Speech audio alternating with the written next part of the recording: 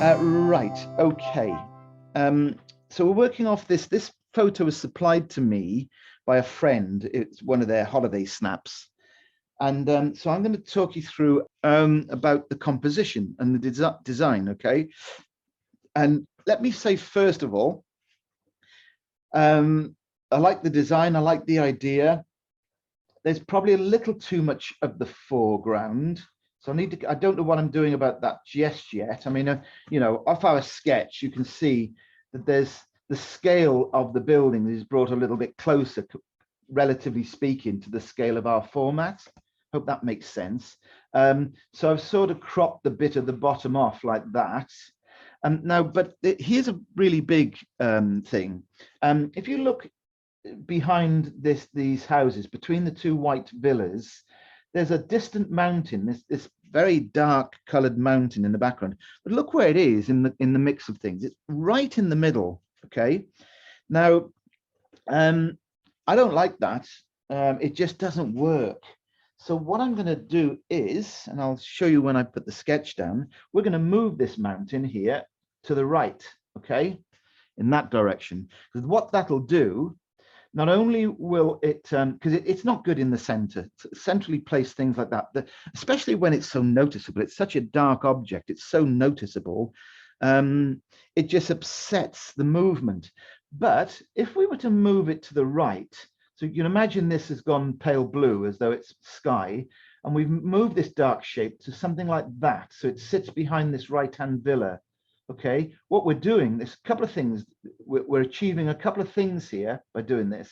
One is that we'll be able to show this villa off much better because there'll be dark behind it. That'll be lighter. You've got to remember, you've got to try and envisage this now, that will be lighter, and that will be dark, that will be light. And then what it'll do is it'll give us a lovely wedge shape, a gentle diagonal slope coming down here. By pushing that mountain back and making it a little bit taller, a little bit higher, we'll create that lovely wedge shape like that, okay? Which in turn, of course, leaves you with a wedge shape of the sky, like that, different size, different scale. And then we have this sort of rectangular block for the foreground. So I really like that. It's fairly simple, but what I want you folks to do is consider these things when you're tackling your subject matter, is to see how you can best rearrange a scene if it makes for a better painting. And if you think, well, can you do that? Well, we're artists and we have a license to do whatever we want, really. It would only be in the situation if somebody was asking you to do a commission, would you have to sort of adhere to the facts. And if the person was insistent, the customer insisted that that's what it looked like, that's what I want my painting to look like, you'd say, okay, fine, but I could make it a better painting if you gave me some artistic license. All my photographer, my friend at the time, would have had to have done, actually, to make this acceptable, of course, would have been to have walked to the right a couple of yards, which would have pushed this mountain behind this building. So, we're not stretching the rules that ridiculously, not that drastically. Right, so here we are. The first thing I want to establish, I mean, I could refer to my sketch, but I just want to try and sort of let you see how I'm working from the actual reference to the photo. I feel as though there's quite a strong line here through that, and it's sort of central. It does divide your painting potentially in half, but if you remember, we're cropping the foreground, so that won't be a half measurement. So we're taking, if that's the half measurement horizontally of our paper, just make sure you come down a little bit off it like that. So what is that line? As I say, it's the line that runs through here, the ground line in front of all the information. It's that one there, roughly speaking. And then we've got a wedge shape. You could almost pencil it out like this if you want to.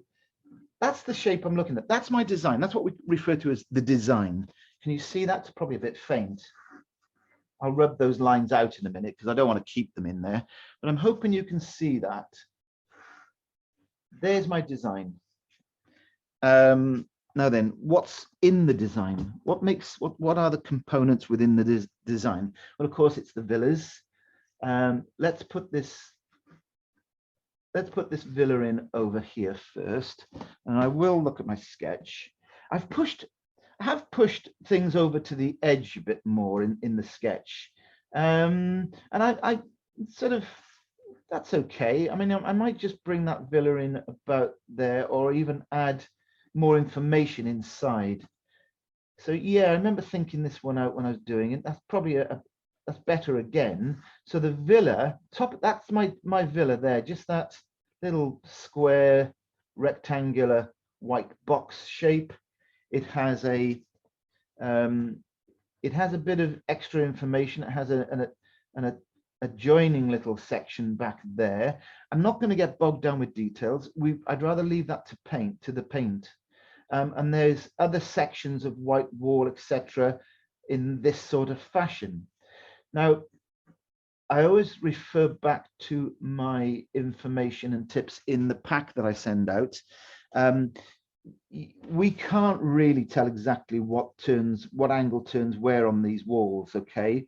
Other than the big ones, the white shape means obviously that this is facing the light. But when it comes to what's going on in the lower walls in the front of the house, you can't see what's going on. So as I always recommend, you put a drawing down that makes sense to you. It might not make sense to anybody else, okay? Doesn't matter that it doesn't make sense to anybody else. It's got to make sense to you. You've got to have an idea as to what areas are going to receive the lights and the darks, okay?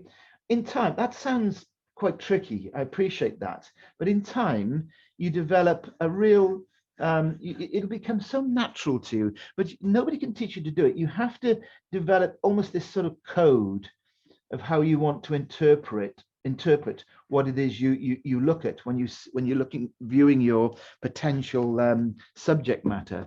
You just think to yourself, well, if you get really stuck, I'm just going to make this much simpler. It's just going to be a simple flat-faced building.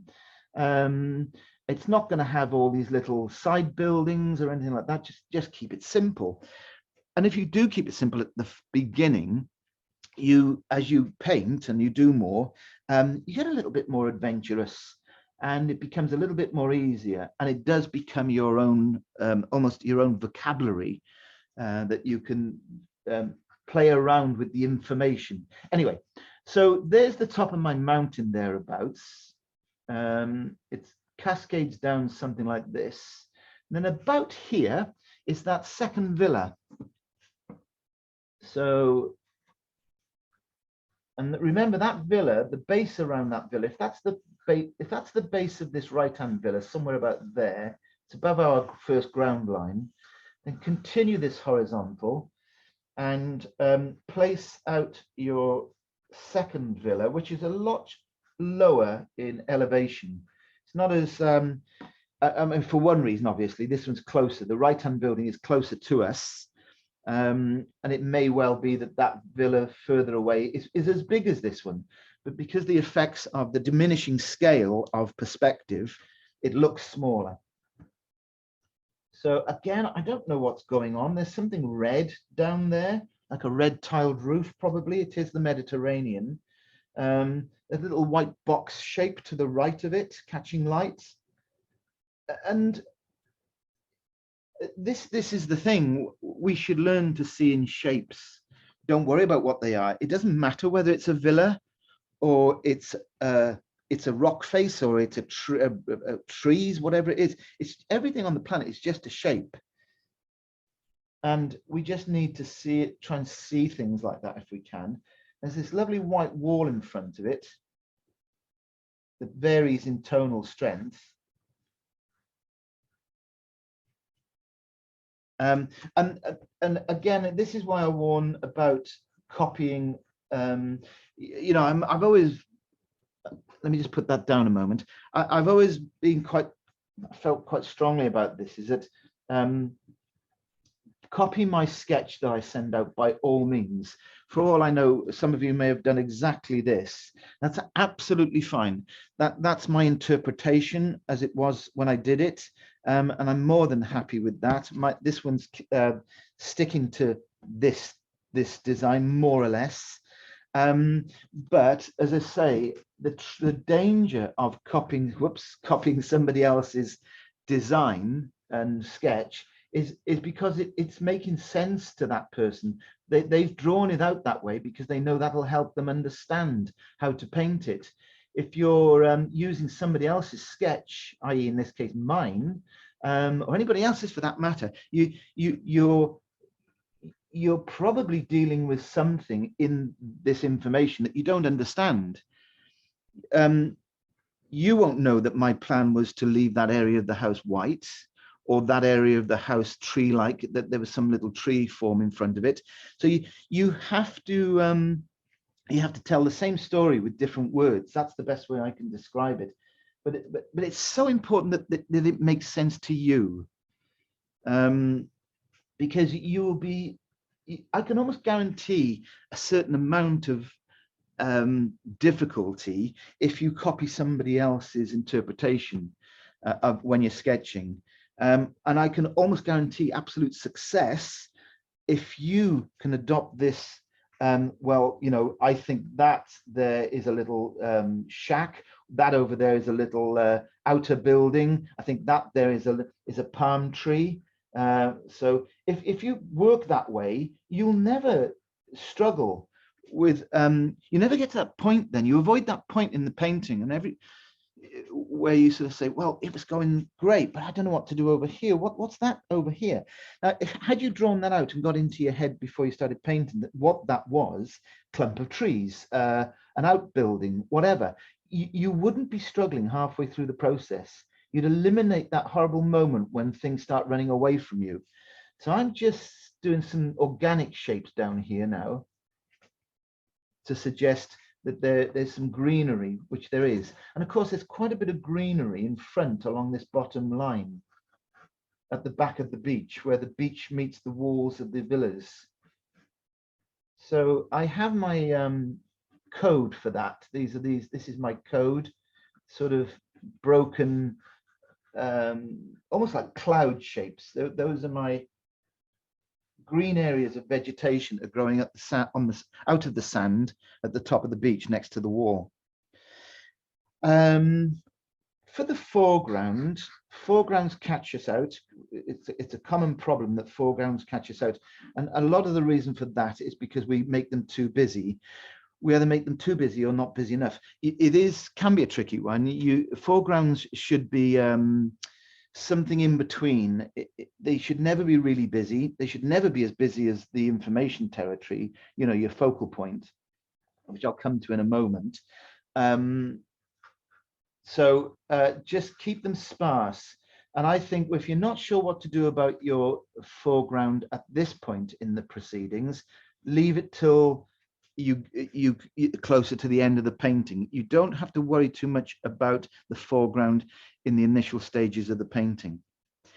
Now I'm just going to clean this this drawing up, this sketch up rather. I use the word drawing. I shouldn't. It's a sketch, and I wouldn't normally use so much heavy pencil work, but you wouldn't see it on your computer screens if I didn't go quite this heavy. So I'm just cleaning up a little bit there.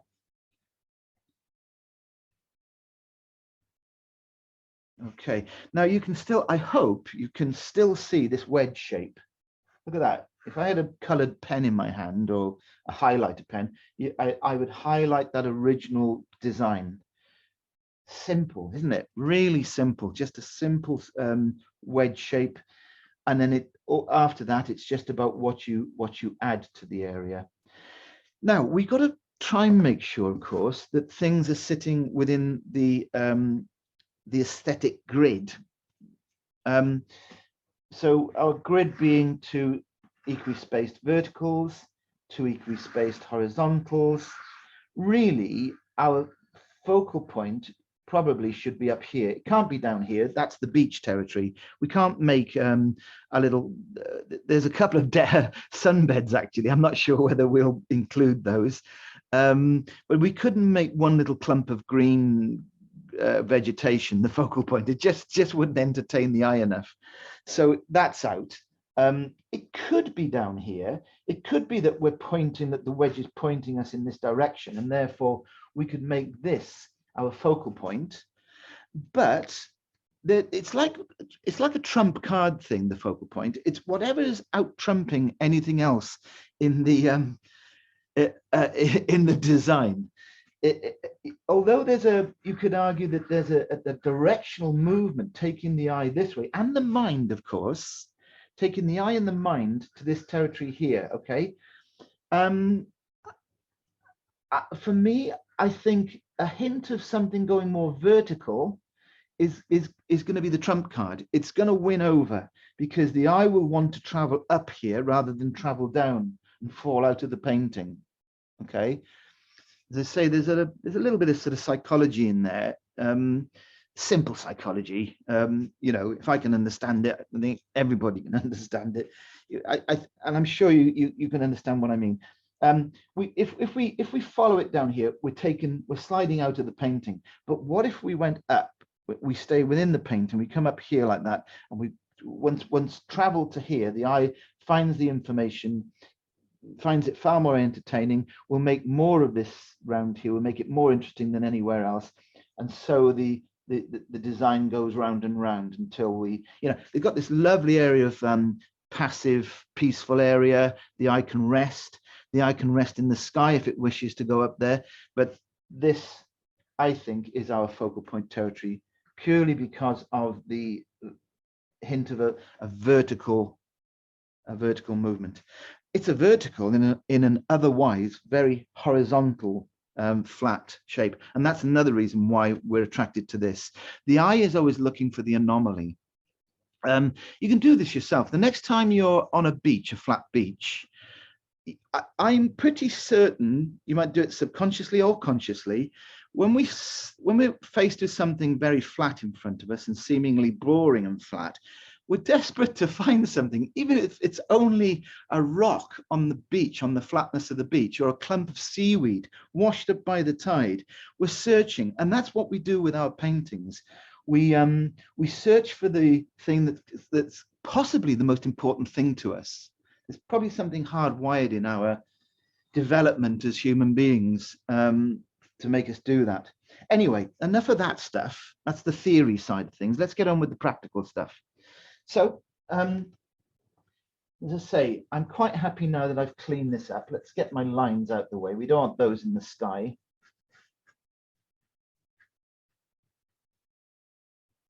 So I don't really know. I mean, you know, after what I was saying a moment ago, I hope I haven't led you to believe that, oh, Howard must know exactly what's going to be white and exactly what's going to be a pale blue, what's going to be a pale green. I don't really. All I know is this: there are some areas that need to be white and dark in the focal point territory. Now, our photo doesn't do that, does it? Okay. In our photo, the light is coming from the right-hand side. You can see that because of the gable end of these two white buildings.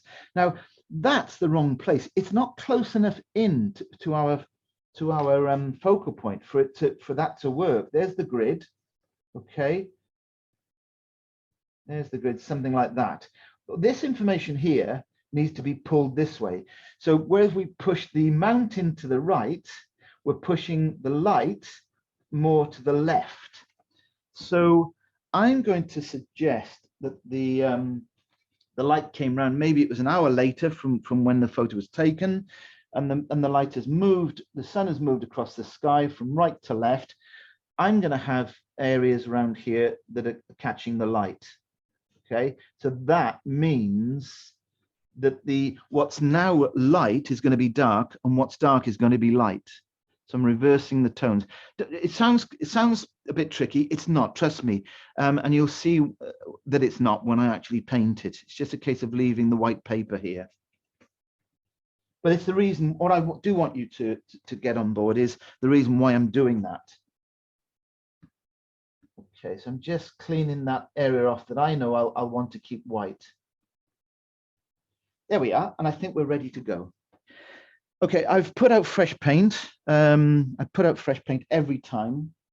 Never use dried out paint, it's impossible to work with. Now, do I need to clean this palette? It's got plenty of blue there from a previous painting, which is where I'm going to start in the sky. So I think I can use that. So let me just bring it back to life. If it's too mucky, it might be a bit gray actually. So I might just, yeah, I think what I might do is take some of that out. I'll just show you exactly what I'm doing here. So although it's blue, it's contaminated a little bit. It's a little too gray. This is the Mediterranean. We want to give it that nice Mediterranean type sort of sky. So I'm going to pick up, now that I've cleaned that palette area off, I'm going to pick up a little bit of phthalo blue, and I mean a little bit, really small amount. Phthalo blue is transparent. It's incredibly potent. It's like ink. So be careful how much you pick up. There's my phthalo blue. I'll add a little bit of ultramarine blue. And I don't think you can see, but these are freshly squeezed out colors this morning. They do skin over a bit quickly. It's pretty warm in this room now. So there's my starting color, very weak. And you can always go stronger, remember, once you've made the delivery. There's my delivery, first delivery. I don't paint clouds, and there is something that perhaps Linda, you brought up using white. I've seen people use white gouache to create clouds, and that's another no-no. I'd avoid that. You can create clouds simply by leaving the white of the paper. So, and then what I'm going to do is, if I want to suggest that there are some slightly bigger clouds over this area, I'll make some thinner striations of blue. And some of those striations, like this horizontal brush movements, will suggest that there's smaller clouds, again offering some perspective to the sky itself. Before this gets a chance to dry, this blue, I'm going to pick up a little bit of raw sienna, which will warm the lower part of the sky up. There's my raw sienna just there. I'll mix it straight into where I've just been on the palette here. Don't want too much, but if you now deliver this, watch where the brush lands. It doesn't land in the white of the paper because those are my clouds, but what it can do, it can land in the still wet blue part of that sky below the clouds, sorry, and I'm just sort of suggesting some warmth under those cloud areas. Like that. Now, in a moment, not now, not right now, in a moment, I can reshape some of those white areas, those white clouds. And you can come down over your mountain if you want. Stay out of the buildings and what you see to be the land around the buildings for the moment. I'm just painting the back mountain shape very roughly. Sorry, what I was about to say was this. In here now, I've got very hard-edged clouds, and nothing really wrong with that. Clouds can be surprisingly hard-edged sometimes, but there's too much hard edge there. And here's another thing. Yours might be different. You may be on a different angle, working on a different angle to myself. I'm on a pretty flat angle, and I'm getting these little reservoirs of built-up paint. Now, if I were to turn my back on those and forget about them and be painting down here, those are going to develop into cauliflowers, runbacks. So now they can work fantastically sometimes in the sky, but because I want to get on with other things and I haven't got the time right now, I think there's other things more pressing. I'm not going to leave anything to chance. I'm just going to touch onto those areas that are really wet and prevent something that I'm not sure will work, let's say. That's the best way of putting it. Now with this also, with the same piece of paper, I can soften the edges of my clouds, and I tend to soften the tapering edges and the tops, not so much underneath, though a little bit underneath. I tend to sort of soften the tapering edges of the clouds, and as I say, the tops of the clouds as they flake away against the blue sky. There we are. I'll take a little bit off the lower, warmer areas.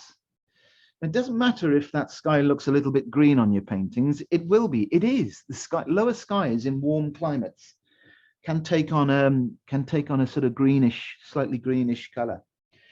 Right. So I feel like that's like a stage done. That's one part of the painting that we can assign to, you know, job done. Quite happy with that. I'm just playing around here if I think anything's a bit strong, just dabbing out a little bit of extra paint. It's not about the sky, this painting, it's about the villas and this area here in particular. While we're on that subject matter, do you remember saying that this is my area of white paper? We must protect this area here. That means I can possibly come down from the sky behind here and already start hinting upon something that's in shadow. So I'm just using the point of this large brush. And what I've done already here is I've created the areas of wall that are receiving, that I want to show as receiving the white sunlight. Sorry, the white light. So something like that. So we'll leave, I'll try to leave quite a bit of white paint, white paper, I'm sorry. Quite a bit of white paper here in this territory. So, because, you know, the focal point needs that. The focal point needs your lightest lights set against your darkest darks. I mean, I know people that will use masking fluid to cover that, and they just paint over the whole lot and leave the masking fluid. Each their own, that's fine. I know that a lot of very good artists that work that way and achieve fantastic results. It doesn't suit me. It doesn't suit the way I paint. It slows things down for me, and I don't like slowing down once I've started, unless it's an area of the painting that requires slowing down. Okay, now at this stage, I'm probably going to move on to getting a warm color, sand-like color on most of the foreground down here. But we do know that at some point we will need to go back into the mountain to make it darker, because it's nowhere near the tonal value that it should be at this point. So let's do the big stuff first. Let's do the big shapes first. I've got blue in this brush. I better clean it off, because whereas the sky was 70% blue with 30% raw sienna, this is the opposite. This is 70% raw sienna because it's sand, but about 30% blue sky color, because it will reflect. An open area of flat land like this is always going to reflect sky colors. So I'm just cleaning this big round brush off. Incidentally, just to prove the point, excuse me, you could use a flat brush. And let me just make sure that I'm not sort of saying things that don't exist. I'll do this with the flat brush. I could have done the sky with the flat brush. I want you to try and use different brushes and to find out what works best for you. And in time, I think, like myself, you'll probably find that you'll get adept at using flat brushes, round brushes, equally as effectively. But you need to know what works best for you. So you need to try out both. I use flat brushes when I'm doing a lot of cityscapes, in particular. So here's the raw sienna. I'm just pull this into view for you. Here's the raw sienna.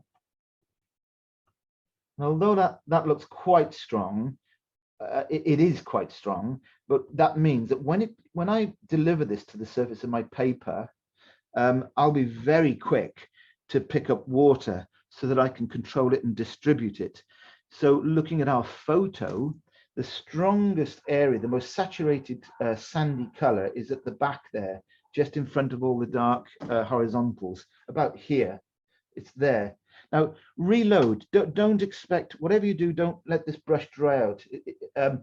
Not up here. I want it to dry out in a moment when we come further down the beach, because that'll look like the broken, shaly, pebbly areas that we've actually got in our scene. So that was a case of keeping the brush fully loaded to get that effect. Now I'm going to, before I do move down into this area like this with a slightly drier brush, I'm going to suggest some other colors here. So into this raw sienna, I've picked up a little bit of phthalo green, not much, a little bit of burnt sienna this time, okay? And I'm just going to dot the flat of the brush at the back of that shape up there, at the top of the shape. And that's our first suggestion of those, of the vegetation. Somebody who knows their botany, their plants, might know exactly what they are, whether it's sea buckthorn or something like that, that stuff that grows near the shoreline. And I'm just hinting upon those shapes there, and it's just darkening the area up. Now I could go darker in some areas if I just, that was one color, one mix of green. If you go back to, if you haven't, or watch it again, go back to, I think it was January's lesson, and remind yourself about the importance of making different greens. So I've only used one mix of green there. That's not enough. So I'm to this original green, I'm adding burnt sienna and a bit more, this time ultramarine blue. And it's not, strictly speaking, a green anymore, but it's sort of like a dark, wow, it's a greeny gray, dark greeny gray. And I'm just breaking the otherwise flat green up with this. Now it is the Med. I'd expect some warmth on the surfaces of even these shrubs and things. So I'm going to pick up some neat. I've just cleaned this brush off, by the way. I'm cleaning it as I speak down here in my water tub. Yeah, so I want some sunlight just on the tops of those. So I'll take some neat raw sienna. And if you look at the photo, you can actually see it. There's a bit of warmth on top of those greens. And our light's coming from the left now, not from the right.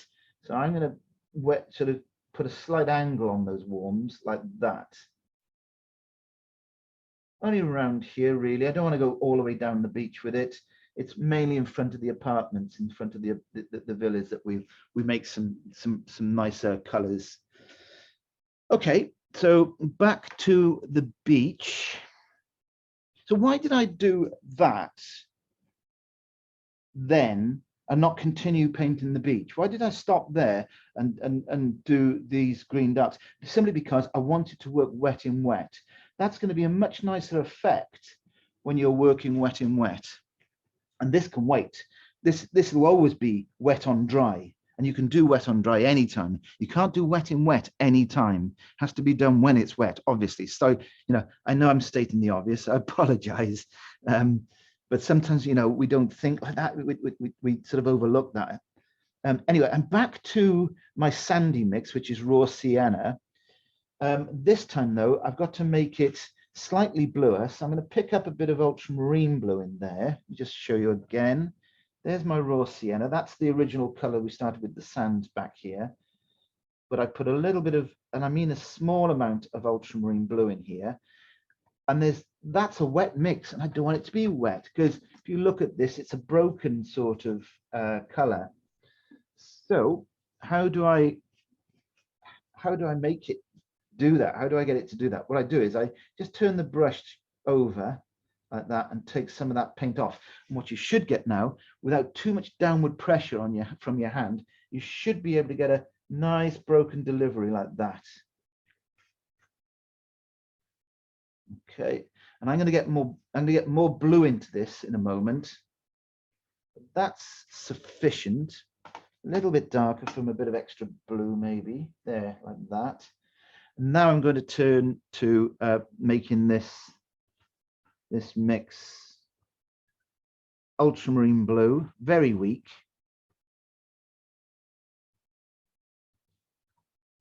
And a bit wetter, I suppose.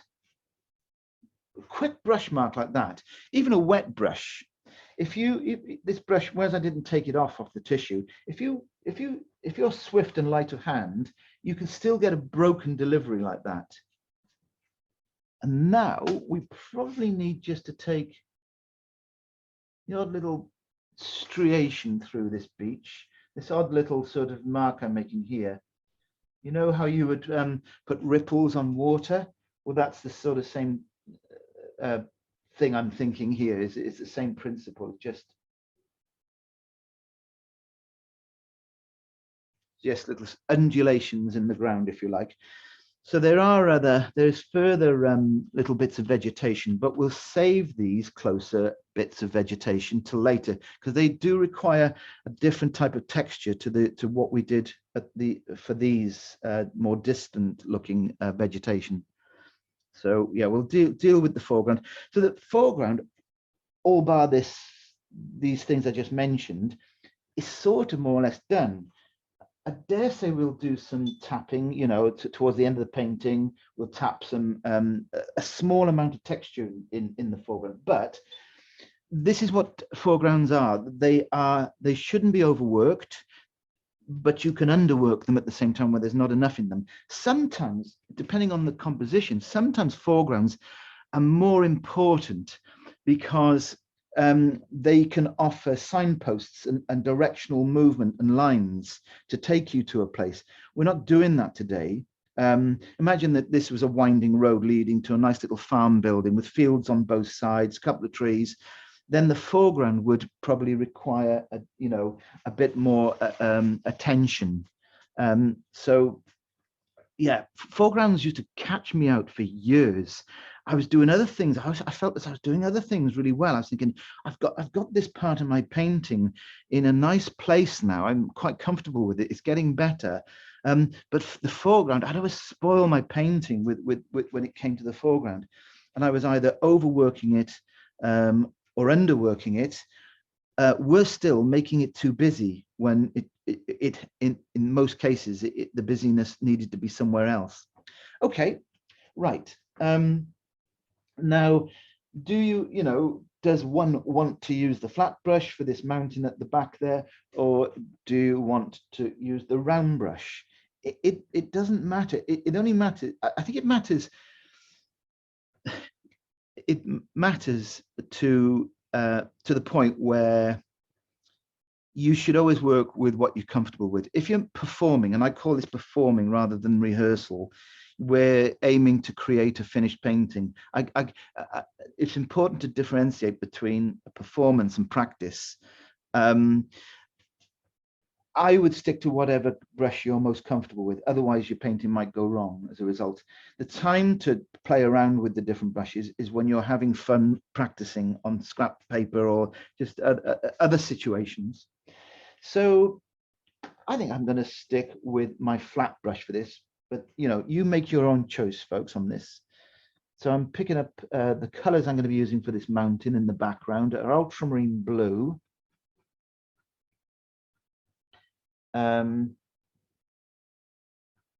Ultramarine blue. I think we'll use a little bit of phthalo, but be really mean with the phthalo blue for this.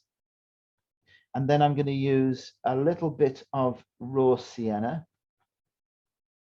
a little bit of burnt sienna. Yeah, I think burnt sienna is probably the better choice for this distant mountain. But it must be. We said we wanted it darker, so what we're having to do here is a sort of, it's a little bit of a guess, if I'm honest.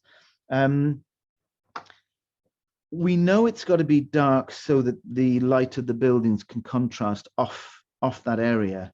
If we go too dark, if you go really solidly dark, where the mountain's going to look flat, and it's going to look plasticky and wrong. It's going to look like something dark is hovering above the houses. You've got to make it dark, but at the same time, you've still got to have that aerial perspective. Aerial perspective, if you're not sure what that is, it's quite different to linear perspective. Linear perspective is the mathematical stuff, is converging lines and all the rest of it, and buildings. Aerial perspective is that effect that you get on a nice warm summer's day, and you stood on one mountain looking across to other mountains, and those mountains appear to be blue, gray, almost opaque. So aerial perspective, I read somewhere it's about suspended particles in the air, etc., catching light, and that's why things get pale and grey and blue looking at distance, because it's reflected skylight, almost like looking at something through a tinted glass. So we got to get it dark-ish, and that's probably about the right color. It could do with a little bit of warming up. It will receive some light, even though it's some warm light. So I've just added a little bit more raw sienna to this left-hand side of our building. If the sunlight's coming from the left, we'd expect a little bit of warmth by using raw sienna on this part of the mountain. Now I'm making the profile of my mountain up. I can't really see the profile accurately enough from the photo. So I have to make it complement my painting. So it just appears there, doesn't it, behind, well, it does in my painting anyway, sorry. It doesn't appear there in the photograph at all. What am I talking about? It's going to appear there in my painting, just above the villa, and pop up again just to the right of the villa. So it then cascades down here, something like this. And then I'm carving, I want you to see this, I'm carving out around tops of what I think is going to be vegetation. So I'm leaving a very light area near the ground level. So I'm really trying to only paint what I think is the mountain in the back. I think there's another roof here, just there where my finger is. Can you see that there's another building there? So I'm putting an angle on that there. And I think that's dark enough. I don't want to have to do it again, because that's the whole thing with painting in the loose style. You try to be as economical as possible by painting things only once, twice if you have to, 3 times if you really have to. Just continuing, sorry, my story.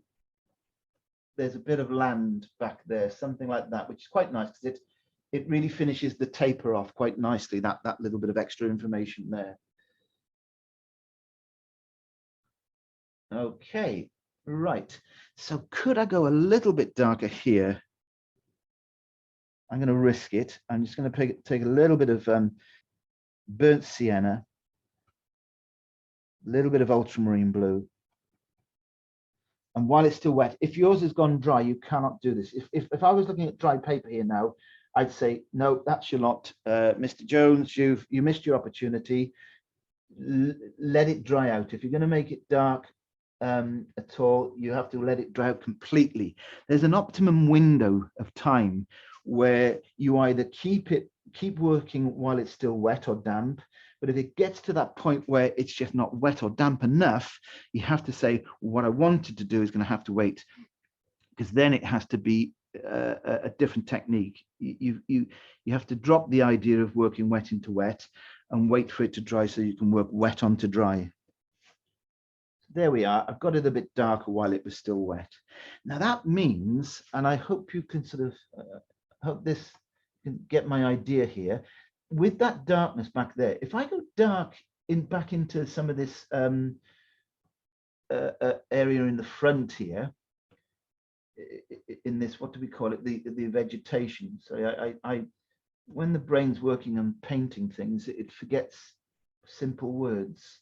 Into the vegetation in front of the houses here, only here, maybe a dark little nick elsewhere down here, but really we're looking to nail this area here. And every time I go darker here, keep it a bit green, I'll put a bit of phthalo in there if I have to. Every time I go darker here, the more this focal point territory is going to pop out by the end of the painting. Now, I need to rest my thoughts a second here and my voice, because I was talking all day yesterday and I'm getting a bit dry throat. So let's just look at what we've got so far. Okay, we've basically done a negative. We've painted everything other than the details, really. I suppose we could call these little shrubs and things in the foreground detail. They are a bit of detail after all. But what I'm talking about is we've stayed out of the villas, we've cut them out, we've carved around them, and we've concentrated our attention on the larger shapes first. Let me just get the mount, just see if I can find it.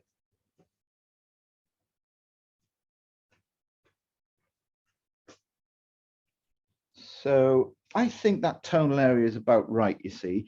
Now there will be a bit of dark tone in whatever this is on the beach here later, but we'll have to make sure that we don't overdo that interest level.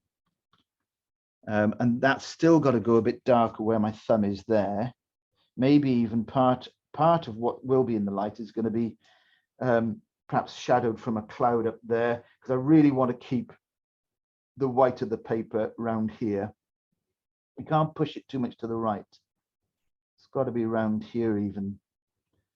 No, I think we're okay. So I'm going to speed dry this and just get my trusty hairdryer.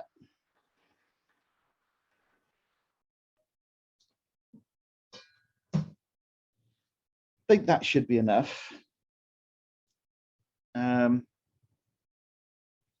Right, okay.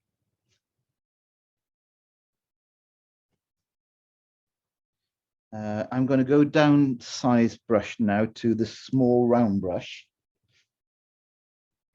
And we'll start inferring some of the detail. So my mix again is going to be ultramarine blue and burnt sienna. And I will use the pickle jar lid. So I've got some previous muck in that pickle jar lid. Now I'm looking at it thinking, you know, I think I've obviously had some white in there, and that's what I don't want. So there's an example of where I wouldn't use an opaque color, white being the most opaque color of all of them, of course.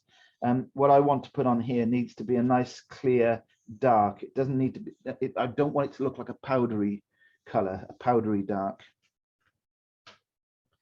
So here's my size 6 pointed round brush.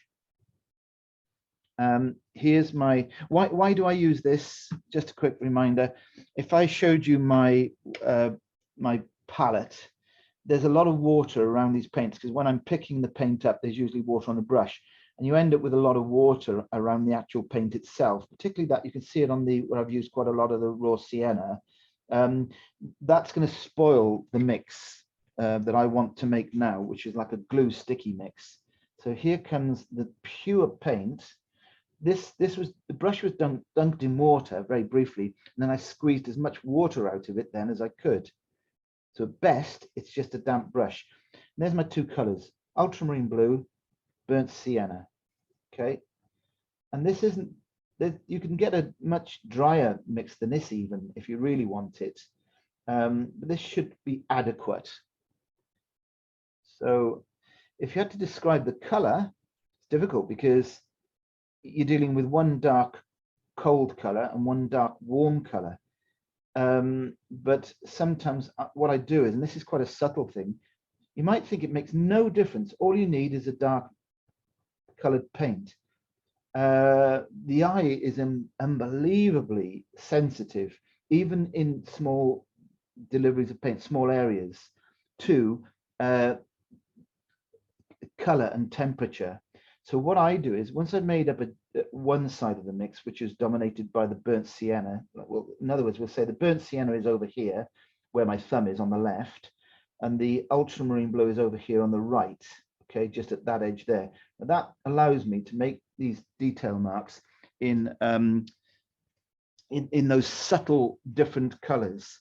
So what am I doing? What is it I'm actually looking for? Well, I'll take some clues from my photo. I can see doors, windows. I'm not going to copy, but we certainly know where those doors need to go. They're going to be very dark little marks, so we'll place them where the light is going to be. So as my first concern is my focal point territory, you know, the center of interest. And I'll make things up if I think I know the area. These Mediterranean villas, they often have those little sort of squat chimneys dotted around, and even if it's not in my photo, I'll tend to put them in anyway. Edges of roofs, windows again. Try to make these as simple a mark as you possibly can.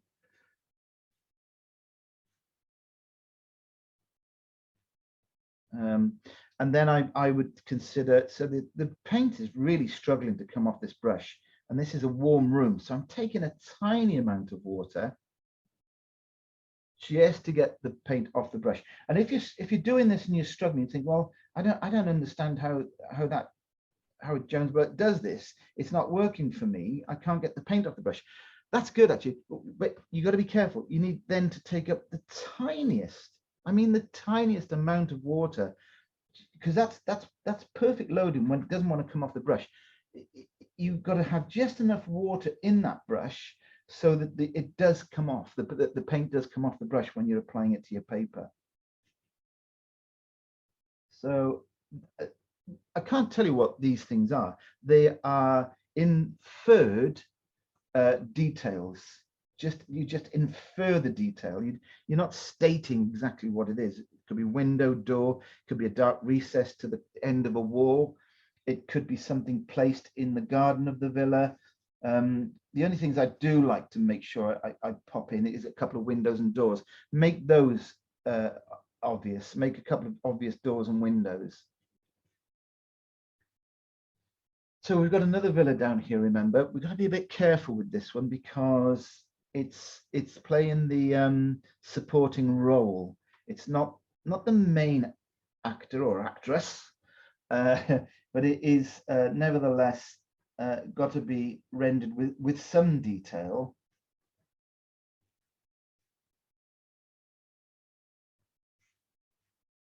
But it really is about here. And in a moment, by the end of this painting, you'll see what I mean. All this will pop out, whereas the rest of it will just sort of be almost vignetted, almost in a way. Right, let me just move that out of my way a second. I'm going to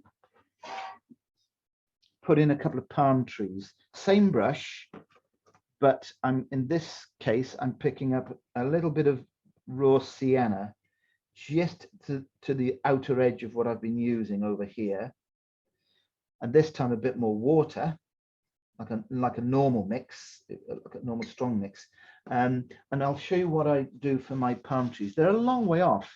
There's no way you're going to see any detail. What you need to do is hold the brush flat like this, as though you just picked it up off the surface of the paper, like that. And don't move it. Whatever you do, don't let the brain let you do it, because the brain wants you to do that. You do it subconsciously. You take your mind off what you're doing, and the brain wants you to hold the brush like a pen.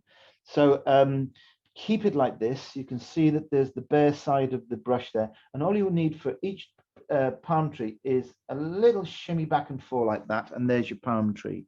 Okay, there's another one to the side of it there. I am using my photograph as a reference, and that's enough. Sometimes I won't even put a tree trunk on those. The brain's not stupid, you know. The brain's going to say Mediterranean scene. These are obviously trees dotted around the place. Now, can I add some that are not actually in the photo to good effect? You've got to be thinking about scale here. If you did put one in, you're going to have to sort of say it's close to us, near the sea wall area. So it'd be quite tall. Maybe it breaks it breaks the skyline above the mountain back there. And I sometimes run a little fingernail through, making it look a little bit more like a palm tree. Because we know that painting a palm tree up close is a completely different shape to painting them at a distance like this. We know that palm trees splay out, don't they? And there's almost like exploding firework fashion. But you're not going to see that at this distance. It's just going to be its normal, basic essence of a shape. It's just it's a far less detailed shape. But this dry, again, semi-dry brush mix should have that sorted for you. Take time to get that mix right. I can easily get carried away myself with this sort of thing. I love putting in things like this, but I think if we were to put one in at all, it should be up here now, around our focal point territory. So, you know, I said I wanted to pop this area out here. but keep it light. I think what we can do is we can suggest a palm tree in front of this building here. That was color-wise, this was mainly ultramarine blue and raw sienna. Now, because this one is closer, I think we'll probably put a little scrape through there to suggest those palm leaves, just the odd little fingernail scrape like that. And then we could, if I can find it, my rigger brush, take this green that we've been using for the canopy for the top of this part of the tree, add a little bit of alizarin crimson to it, because that will make the green go dark. Just hold your brush off the surface a little bit. When you're ready, hold your breath and just move the fingertips only. And there we are. You've got a nice sort of tree trunk effect there. That might get lost because in a moment when we have to deal with a bit more mini washes around this area, you might find that you've lost those tree trunks, but they're there for now to keep the storyline going and keep my train of thought going. We could put them in, if it goes that dark, we could put them in. That's an occasion when you could use a little bit of white gouache just to highlight the tree trunk. Okay. I think I want now to, I'm not sure whether this is a logical thought, but I'd feel happier if I knew the tones that are going to be in the beach before I get to the tones in the buildings and the ground area.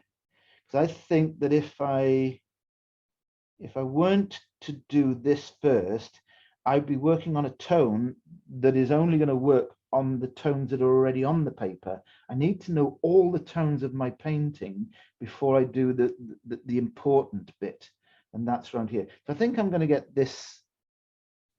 I'm going to get this in, and this is just again scumbling, but see how much more textural this is compared to the green foliage we did further up the beach. So this is the round brush, raw sienna, viridian green, maybe a little bit of alizarin crimson. I want a bit more of a greeny effect to it. My paints are drying rather rapidly, actually. I don't like that. I prefer to have my paints fresh. So if they get that any worse, I'll have to put out fresh paint to finish this painting. So this is a more textural area of. So I've gone in wet, broken dry brush, as well as something a bit wetter there. So scrape through maybe. Let's say we're going to be careful of here is making too much of this. And then a couple of isolated little stragglers here of things.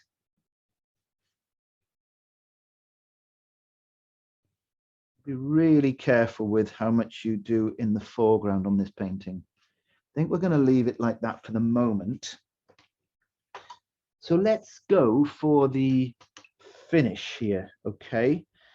Now, the beauty of putting in the detail like I did when I did is that what's required now is a large brush. This, I think, is this is an area worth noting too, because I think automatically in the past we might think, well, this is the end of the painting. It's got to be finished with a small brush. Well, we did a lot of that just now earlier. I'm more than leaning to the large brush for this, because we've got to make these very succinct shapes. If you're using a small brush to do what I'm about to do, that's to fill in the missing bits, it would get really messy and busy and look overworked. Whereas if you get the mix right, for this next bit, then it's going to be no more than 5 or 6 brush marks through that entire shape to get what I want to get. Now, so what is it? What am I putting on? What actually is this paint going to do? What is it supposed to convey? Well, it's to convey, it's your opportunity to convey light, but you're not painting the light. You can't. That's the white of the paper. So you've got to paint everything else. So you're really looking at shadowy colors. If the opposite thing to light is shadow. So let's think like that. Let's think ultramarine blue is going to be my shadow base color. I did leave, if you, those eagle-eyed of you there saw that, I did leave that little bit of paint that was used for this foreground shape in the mix, because that will knock the purple back.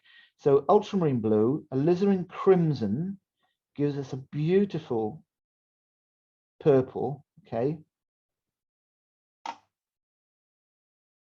But it can't be too bright, this purple. It'll look artificial and a bit weird. So that's why I left some of that other color in there before I started mixing it, knowing that it would knock the purple back a little bit. So it might need knocking back even further, but let's get at the volume of paint we need. So I use a lot. I always think that when you're doing this finishing thing, if it's a bit of shadow, mix what you think is enough and then quadruple it, because you don't really want to be running out halfway through applying this finishing touch. So a little bit more of the burnt sienna, a little bit more of the blue, and I think about right there. So how do you know when you're getting this right? And this is something that used to pop up at live classes a lot.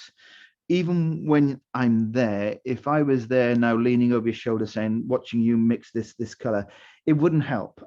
It can't. And if there's anybody tells you they can help, it's not possible. Only you know how much you've picked up of each color and how much water then you've added to that mix, okay? It can be very deceptive. My mix could look exactly the same as yours right now, okay? But when they go on the paper, they're different.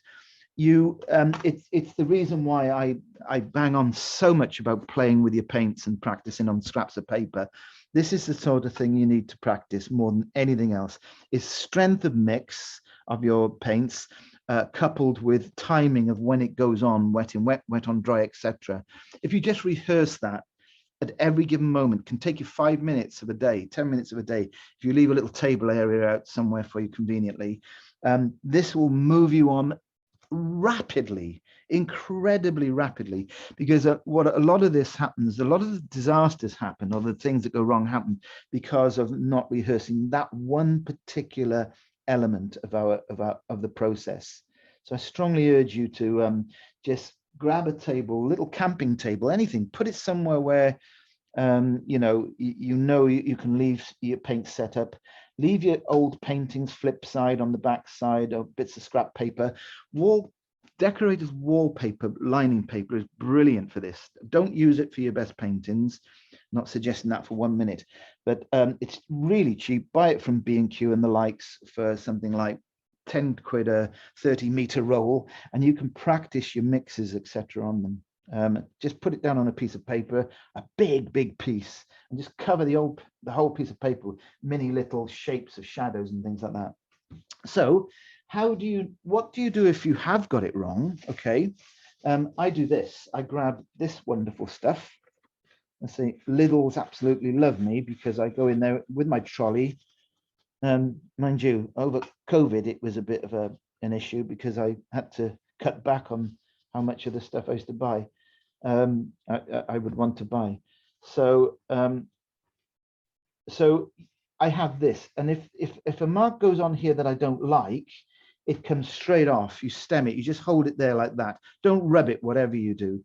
You just hold it there and lift it off.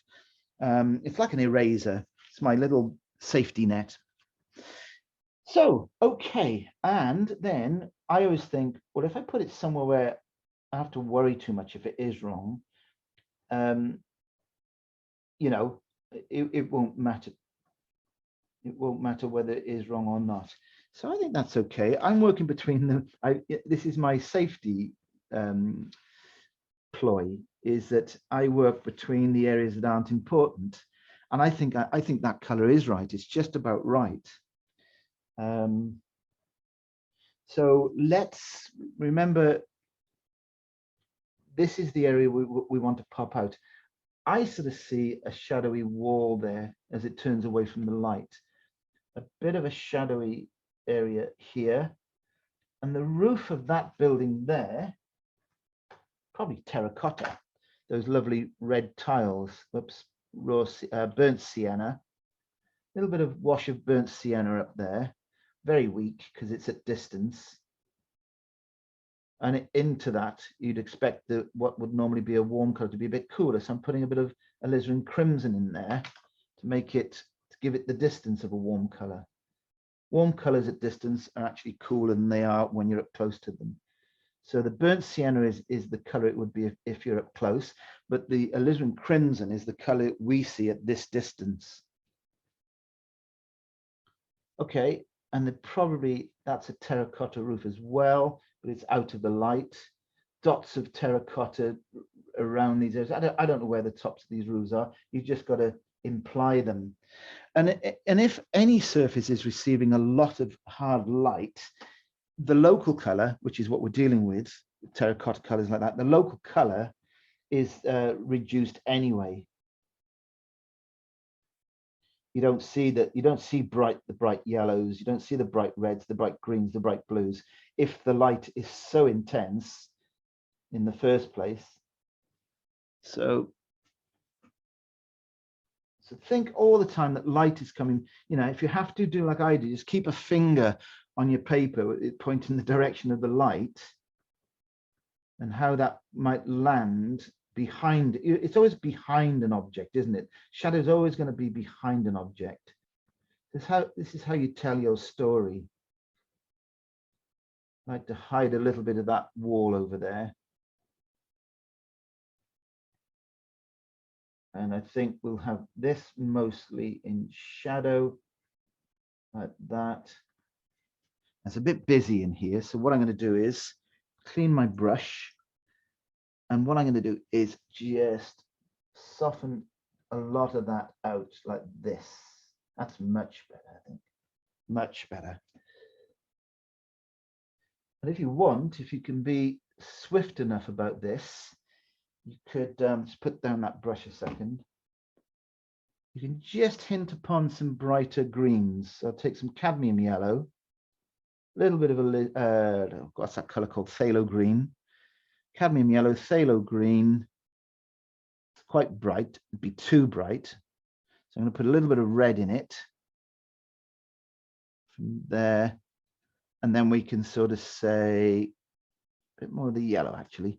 And then we can say in these areas that are still wet, we can give them some organic colors. It's like a dull green. We can put a little bit of warmth in that still wet shadow at ground level. It's always nice to put a little bit of warmth in your shadows at ground level. Now, before I'm done, and I'm very nearly done with this painting. Before I do, I've got to go back to that original question of where we started, and that is, have I nailed the focal point territory? Okay, I'm thinking I haven't, and just to confirm whether I have or I haven't, I got a feeling that there's something over here is just a little too, needs taking back. The whites around here need knocking back a little bit, so we're pushed back over to here, to that area there. But let's put that mounter on because it always helps to establish that. You see, right, okay, this is how I'm assessing my almost finished work. I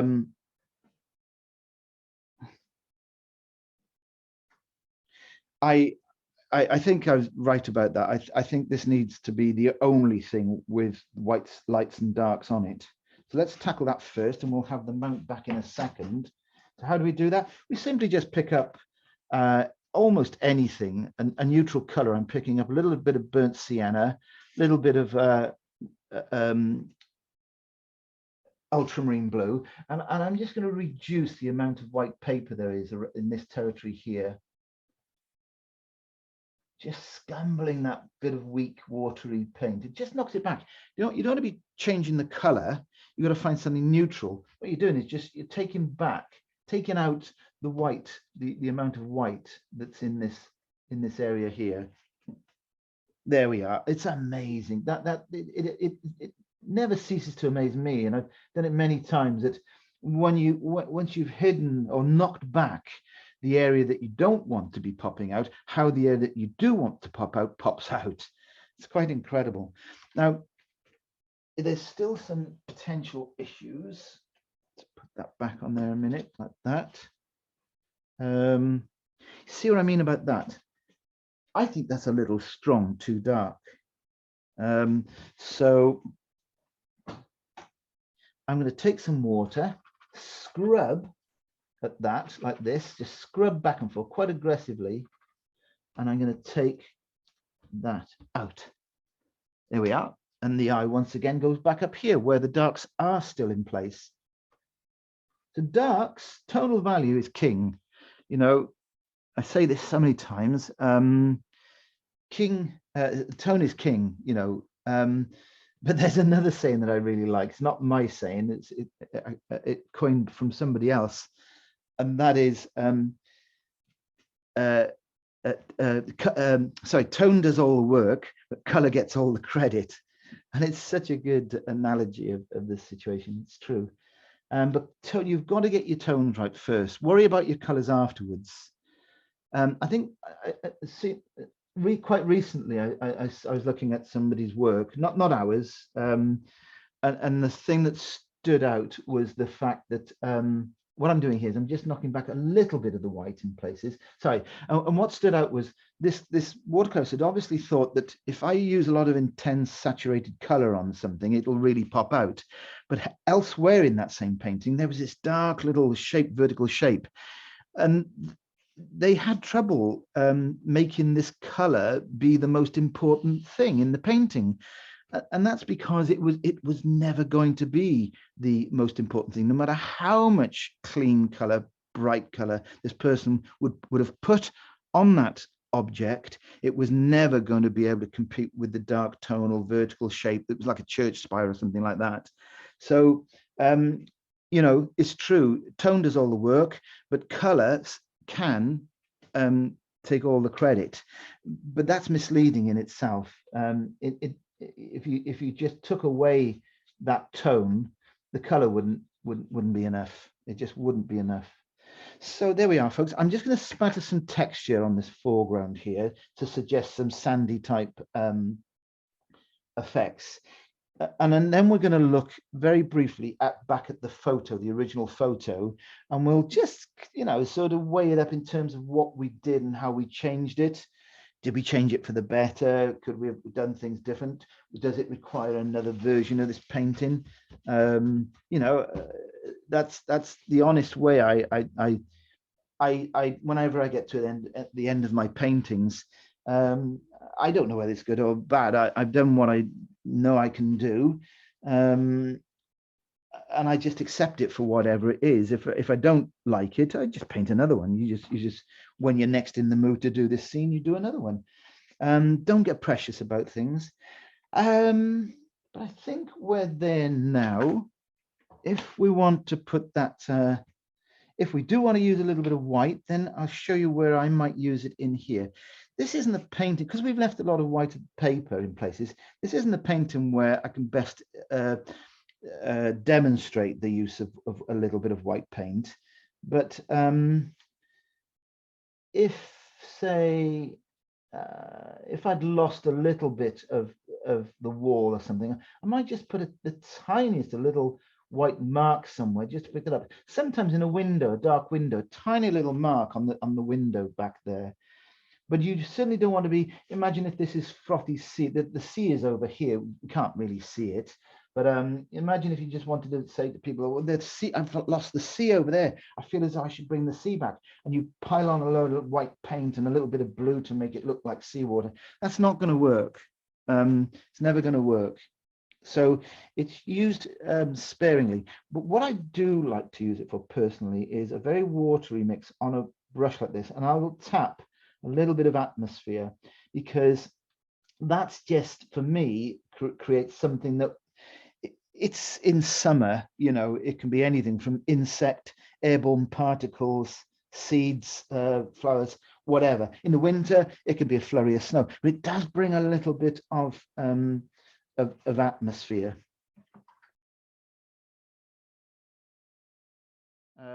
Yeah, so let's just quickly look at that photo. Put the mount around it here.